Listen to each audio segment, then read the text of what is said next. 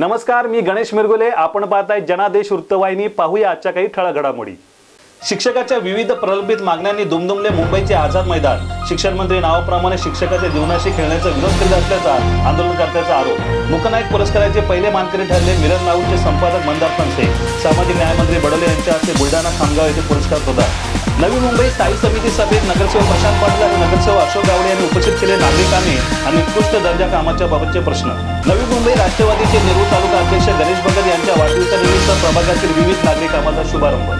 आणि श्री संत गजानन महाराज यांच्या प्रकट दिनानिमित्त मंदिर ट्रस्टच्या वतीने क्रांतीवीर बाबूरावजी महाराज तडसे यांच्या कीर्तनाचे आयोजन. मराठी विना अनुदानित शाळांना त्वरित अनुदान सुरू करावे अशी मागणी मुपटा महाराष्ट्र मराठी शाळा शिक्षक संघटनेच्या नेतृत्वाखाली करीत राज्यातील विना अनुदानित मराठी शाळा शिक्षकांनी मुंबईच्या आझाद मैदानात अन्नत्याग आंदोलन सुरू केले.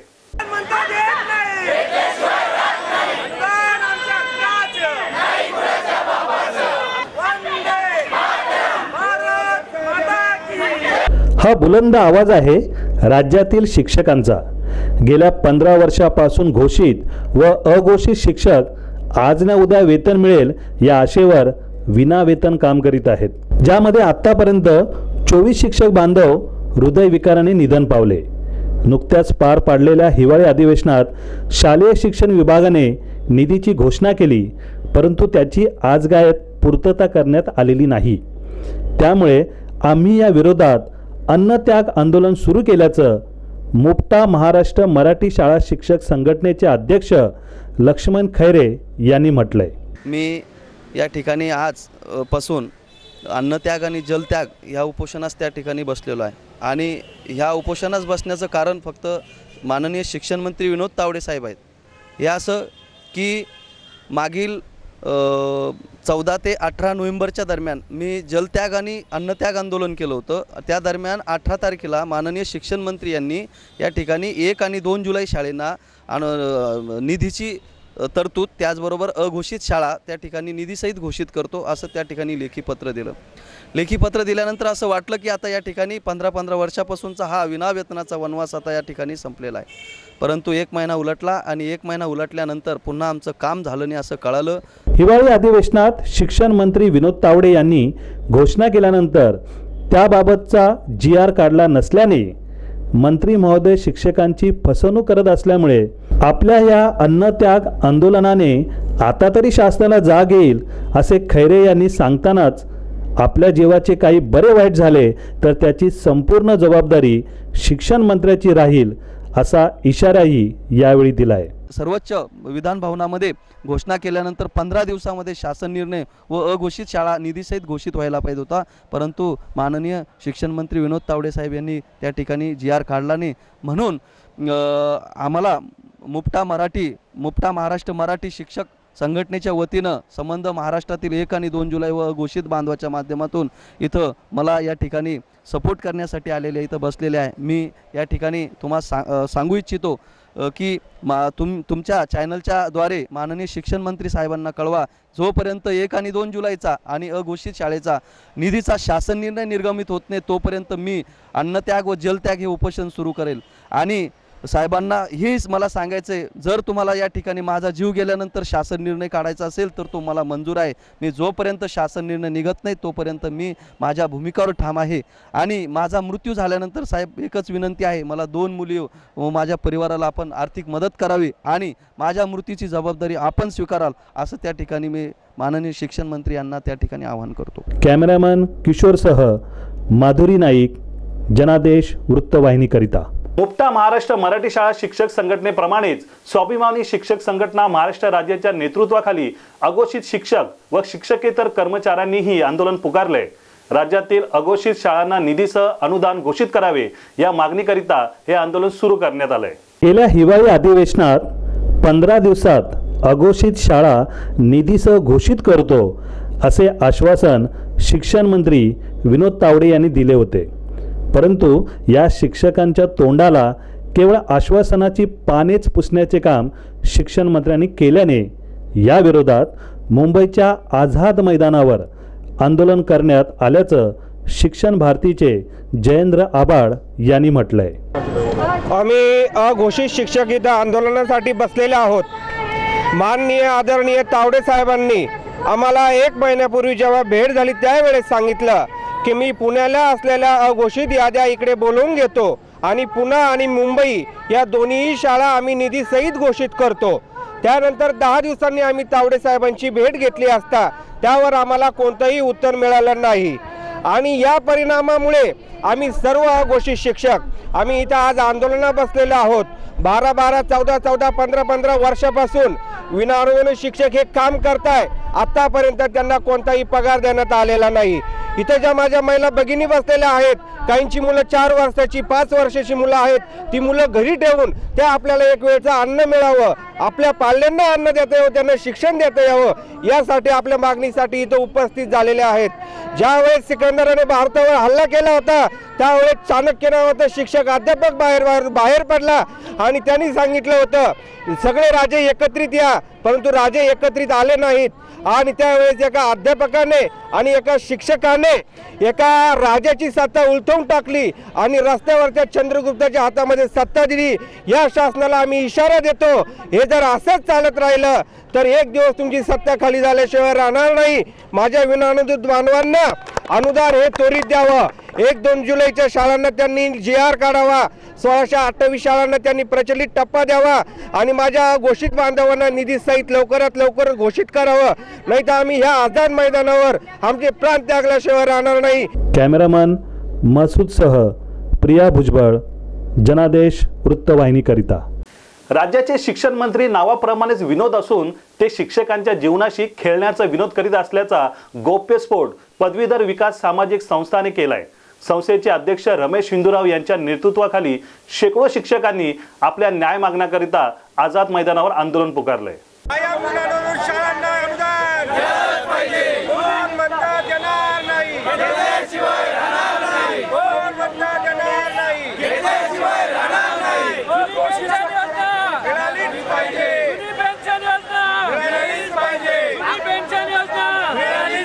मुंबईचे आझाद मैदान विविध शिक्षक संघटनांच्या आवाजाने दणाणून गेले होते, ज्यामध्ये पदवीधर विकास सामाजिक संस्थेचे अध्यक्ष रमेश हिंदूराव यांच्या नेतृत्वाखाली शिक्षण व शिक्षकांच्या समस्या संदर्भातील न्याय मागण्यासाठी तीव्र आंदोलन करण्यात आले।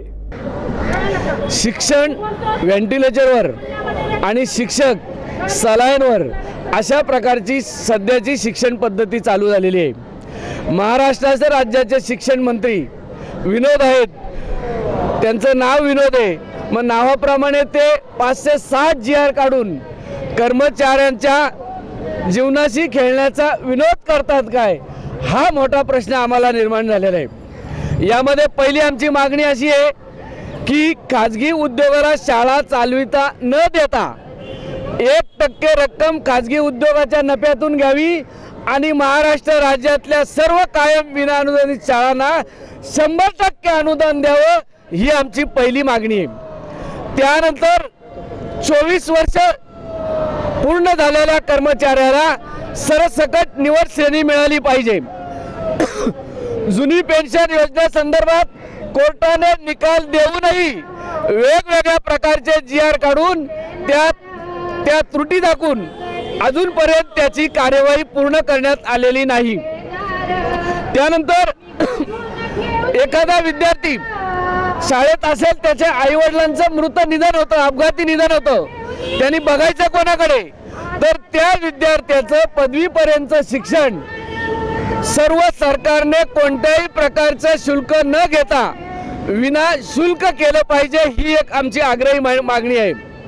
जर तुम्हाला मराठी माध्यमाच्या शाळा टिकवायच्या असतील तर मराठी माध्यमात शिकणाऱ्या विद्यार्थ्यांना प्रवेशासाठी आणि नोकरीत प्राधान्याने अग्रक्रम दिला तरच महाराष्ट्रातल्या मराठी शाळा टिकतील, अन्यथा भविष्यात फार मोठं संकट या राज्यावर शिक्षणाच्या स्वरूपात निर्माण होईल। पदवीपर्यंत शिक्षण घेणाऱ्या विद्यार्थ्याला नोकरी करण्यासाठी, नोकरी योग्यतेला अर्ज करण्यासाठी MSc, IT आणि टायपिंग या प्रकारचं शिक्षण कॉलेजतर्फे विनामूल्य मिळालं पाहिजे, ही एक आमची मागणी आहे। ज्याप्रमाणे मराठा बांधवांनी एकत्रित येऊन मराठा क्रांती मुक मोर्चाच्या नेतृत्वाखाली एकत्रित आंदोलन केले, याच धर्तीवर सर्व शिक्षक संघटनांनी एकत्रित येऊन लढा देणे गरजेचं असल्याचं आव्हान यावेळी रमेश हिंदुरावांनी केलंय. माझ्या महाराष्ट्रातील सर्व शिक्षक बंधूंना माझी विनंती आहे की प्रत्येकाने वेगळं लढून आपल्याला न्याय मिळणार नाही. मराठा क्रांती मूक मोर्चाप्रमाणे सर्व शिक्षक संघटनांना प्राथमिक, माध्यमिक, उच्च माध्यमिक, कनिष्ठ महाविद्यालय या सर्व शिक्षक संघटनांना एकत्र करून मराठा मूक मोर्चाप्रमाणे एकत्रित करून लढा उभा राहावा. त्यासाठी सर्वांच्या परीने सहकार्य करून योगदान करावं आणि ते करण्याचा मी भविष्यकाळात प्रयत्न करीन. कॅमेरा वुमन सुचितासह कीर्ती पवार, जनादेश वृत्तवाहिनीकरिता. घेऊया एक छोटीशी विश्रांती.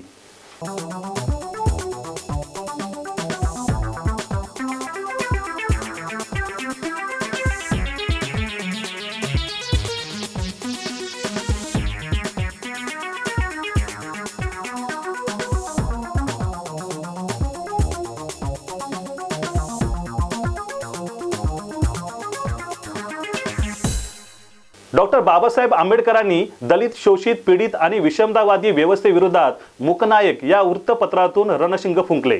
त्यामुळे डॉक्टर आंबेडकरांनी केलेल्या शोधक आणि भेदक पत्रकारितेवर प्रकाश टाकण्याच्या उद्देशाने मूकनायक पुरस्कार बुलढाणा जिल्ह्यातील खामगाव येथील मूकनायक राज्यस्तरीय पत्रकारिता पुरस्कार समितीच्या वतीने सुरू करण्यात आलाय.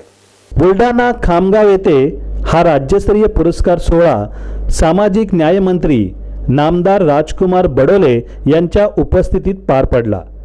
इतिहासातील या प्रथम मूकनायक राज्यस्तरीय पत्रकारिता पुरस्काराचे मानकरी ठरले ते मिरर नाऊ या राष्ट्रीय इंग्रजी वृत्तवाहिनीचे वरिष्ठ संपादक मंदार फणसे.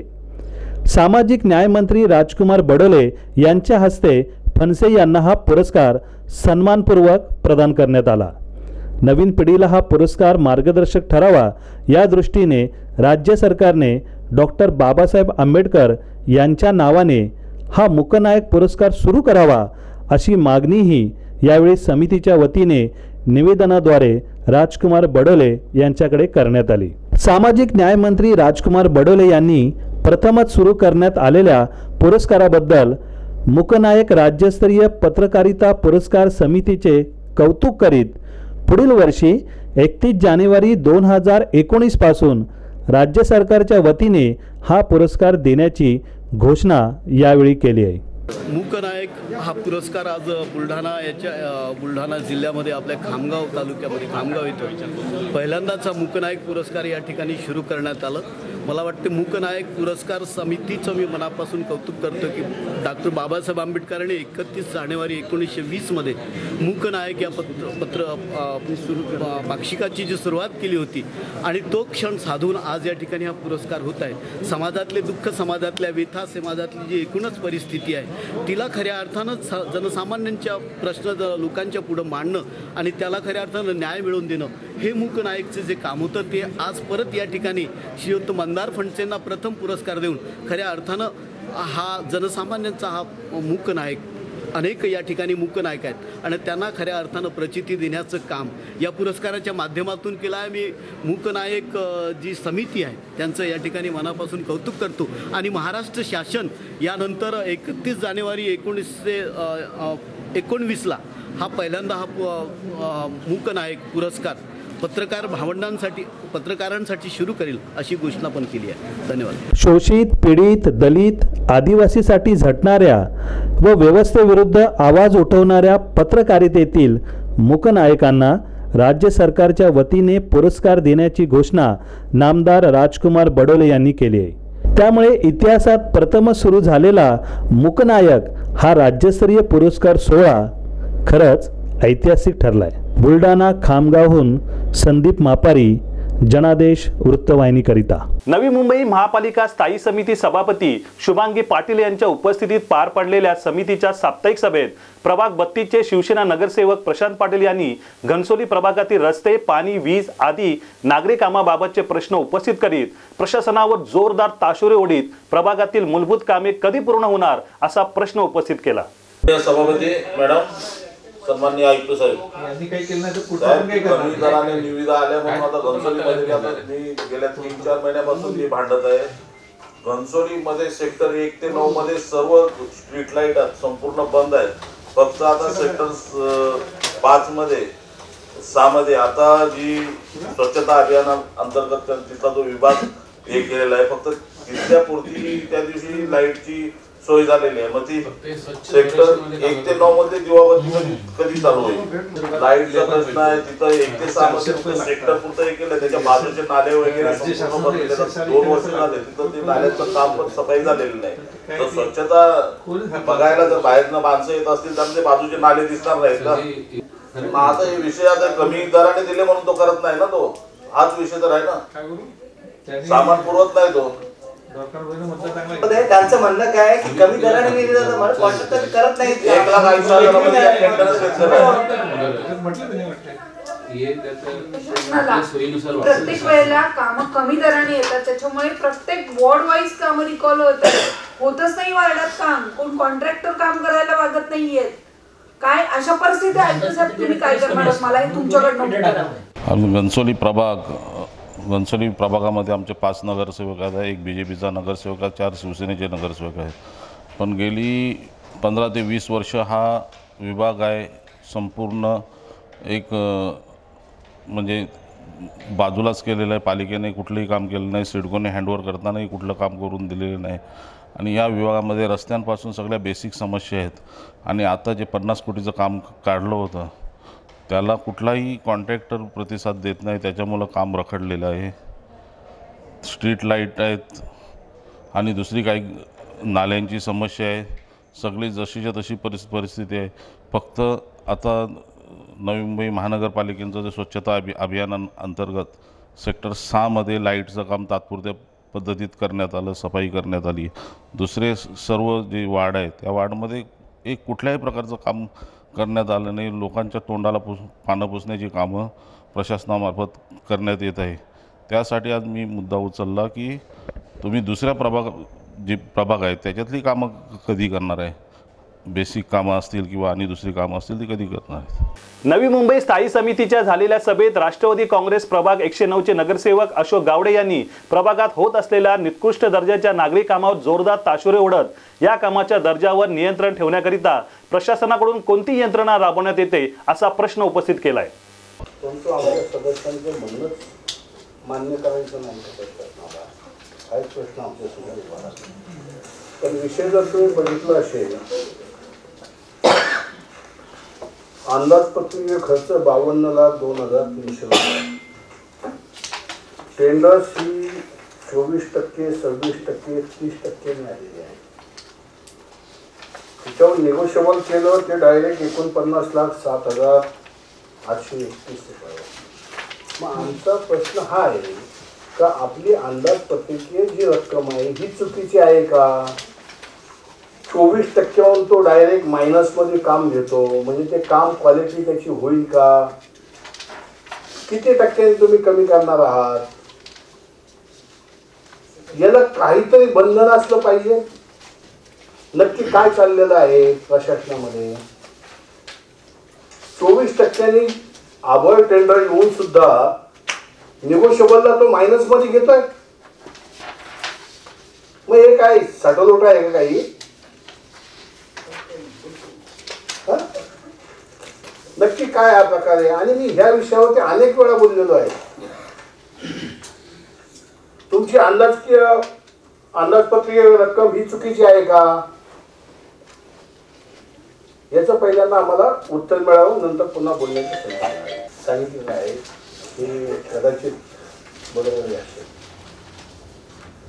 परंतु याची क्वालिटी कोण मेंटेन करत आहे? आपल्या महापालिकेतर्फे क्वालिटी मेंटेन करणारे अधिकारी आहेत का? ते करतात का? किंवा आपण जिल्हा परिषदेतून असे अधिकारी मागवतो का? किंवा PWDचा असा कोणी अधिकारी आहे का? का की आपण दिलेली टेंडर्स, आपण दिलेल्या वर्क ऑर्डर त्या कॉन्ट्रॅक्टरची क्वालिटी रिपोर्ट आपल्याला देतात, अशी काही व्यवस्था आपल्याकडे आहे का? त्याची माहिती देणे. नवी मुंबई राष्ट्रवादी काँग्रेसचे नेरूळ तालुका अध्यक्ष गणेश भगत यांच्या वाढदिवसानिमित्त व प्रभाग समिती अध्यक्षा रुपाली भगत यांच्या वतीने प्रभागात वचनपूर्ती नागरी कामाचा शुभारंभ लोकनेते गणेश नाईक व महापौर जयवंत सुतार यांच्या हस्ते करण्यात आला। राष्ट्रवादी काँग्रेसचे नेरूळ तालुका अध्यक्ष गणेश भगत यांचा वाढदिवस सामाजिक सेवा दिन म्हणून साजरा करण्यात आला। यावेळी लोकनेते गणेश नाईक, महापौर जयवंत सुतार, स्थायी समिती सभापती शुभांगी पाटील, महिला जिल्हा अध्यक्ष माधुरी सुतार, युवक अध्यक्ष सूरज पाटील, ब प्रभाग समिती अध्यक्षा रुपाली भगत यांच्यासह मोठ्या संख्येने भगत यांच्यावर प्रेम करणारी स्थानिक जनता उपस्थित होती। यावेळी प्रभागातील होतकरू क्रीडापटूंचा तसेच पदवीधर विद्यार्थ्यांचा सत्कारही करण्यात आला। यांना सन्मानित करण्यात येतोय। कारण मध्य प्रदेश आदरणीय लोकनेते गणेश नाईक साहेब यांच्या शुभ हस्ते गणेश भगत यांच्या वाढदिवसाचे औचित्य साधून नगरसेविका रुपाली भगत यांच्या प्रभागातील वचनपूर्ती नागरी कामाचा शुभारंभ लोकनेते गणेश नाईक, महापौर जयवंत सुतार यांच्या हस्ते करण्यात आला। किस्मत भगत यांच्या हस्ते श्रीफळ वाढवले जाते। गणपती बाप्पा मोरया। गणेश नाईक साहेब यांच्या हस्ते या ठिकाणी टिकाव मारून या नागरिक कामाचा शुभारंभ होतो। सोबत नवी मुंबई महानगरपालिकेचे महापौर तसेच सुनीलदादा पाटील, सर्व सन्माननीय नगरसेविका नगरसेवक, नेरूळचे तालुका अध्यक्ष यांचा वाढदिवस आणि रुपाली भगत सन्मान्य नगरसेविका आणि प्रभाग समिती सभापती यांच्या वॉर्डमध्ये कामाचा शुभारंभ। रुपाली भगत यांच्या निवडणुकीच्या निमित्तानं दिलेल्या वचनानुसार जाहीरनाम्यानुसार सर्व कामाला सुरुवात होणार आहे आणि राहिलेल्या या 2.25 वर्षामध्ये पूर्ण दिलेले शब्द पूर्ण होतील असा विश्वास व्यक्त करतो। पुन्हा वाढदिवसाच्या हार्दिक शुभेच्छा देतो।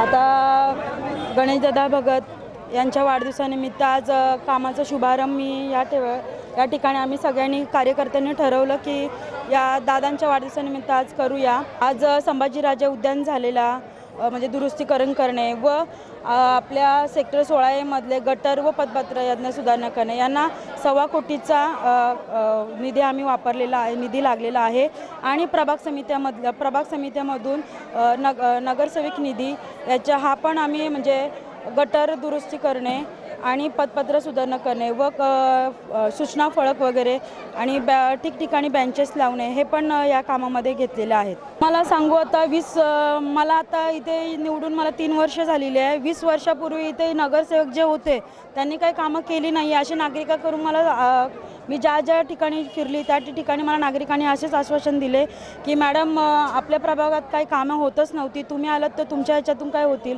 तर मी त्यांना आश्वासन दिलं होतं की मी नक्कीच कामे पूर्ण करेन आणि गणेशदादा साहेब यांच्या आशीर्वादाने आणि दादांच्या आशीर्वादाने आज या कामासाठी मला असं फील झाले की खूप छान आजच्या कामाचं उद्घाटन केलं नाईक साहेबांनी, त्याच्यामुळे भरपूर आभार व्यक्त। येणाऱ्या विकासामध्ये आता शिवाजी चौक आहे त्या ठिकाणी आपल्या शिवाजी चौकच्या इथे पोलीस चौकी आणि CCTV कॅमेरा बसवणार आहेत।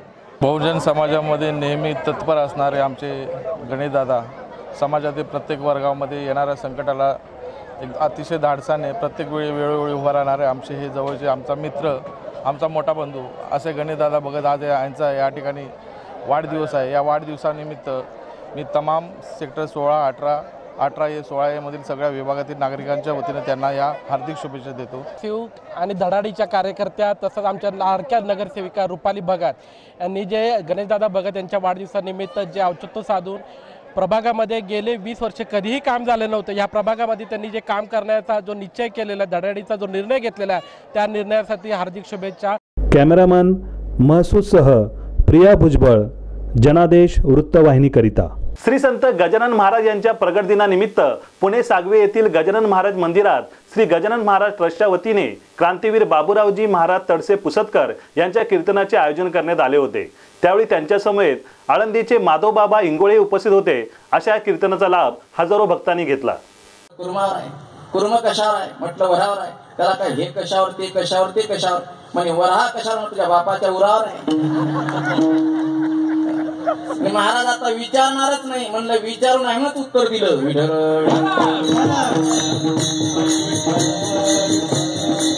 आपल्या विभागात कोणतीही अनुचित घटना घडली असल्यास अथवा कोणतीही समस्या असल्यास आम्हास ती जरूर कळवा. आम्ही ती आमच्या वृत्तवाहिनीवर जरूर प्रदर्शित करू. आमचा पत्ता 197/2 Lakhia house, station road, Govandi पूर्व, मुंबई 400088. आमचा दूरध्वनी क्रमांक 65331216 किंवा 9322860153. तर या होत्या आजच्या काही ठळक घडामोडी. तर पुन्हा भेटू याच वेळी याच ठिकाणी. आपली बातमी आपली वाहिनी पाहत राहा जनादेश वृत्तवाहिनी. नमस्कार.